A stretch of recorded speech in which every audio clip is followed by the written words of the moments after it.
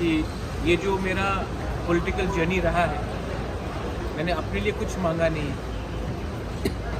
मैंने अपने लिए एक पोस्ट नहीं मांगा, एक पद नहीं मांगा, हमने कुछ नहीं मांगा। हमने सिर्फ अपने तिपरासा लोगों के लिए, जो एसटी लोग हैं, जो जनजातीय त्रिपुरा का, उनके लिए हमने कुछ मांगा है। अगर वो गवर्नमेंट ऑफ इंडिया नहीं देना चाहती है तो वो उनका डिसीजन।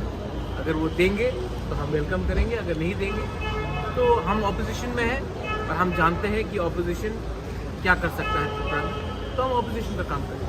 27 तारीख लास्ट डेट था, अभी तक नहीं हुआ, क्या बोलना चाहिए? ये सवाल आप होम मिनिस्टर से पूछिए, मुझसे मत पूछिए। मैं वही कह सकता हूँ जो मुझे कहा गया था।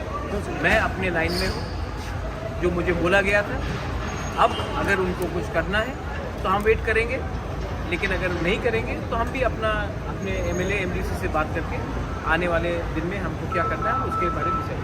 आपने 24 घंटा का अल्टीमेट दिया था और आप स्ट्राइक पे जाने वाले थे। आपको मैं एक ही बात बोलना चाह रहा हूँ कि मैंने आज तक अपने लिए कुछ डिमांड नहीं की। मैंने जो भी डिमांड किया है अपने त्रिपुरा के जनजातियों के लिए डिमांड किया। अगर उनको लगता है कि त्रिपुरा का जनजाति को कुछ मिलना चाहिए तब एक्ट कीजिए।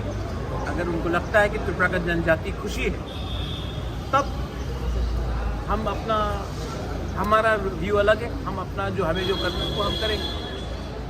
तो बात क्लियर है। आपने जो आप एक ही ये सवाल नहीं, आप देश के होम मिनिस्टर से पूछ लीजिए।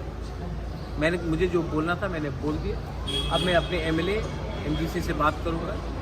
दिल्ली से मुझे बहुत फ़ोन कॉल आया है अभी तक, लेकिन जब तक मैं अपने एमएलए एमडीसी और अपने सपोर्टर्स के साथ बात नहीं करूंगा, अभी मैं मीडिया को कुछ नहीं बोलना चाहता। तो आपका जो हंगर स्ट्राइक का जो स्टैंड था उसमें रहेंगे क्या?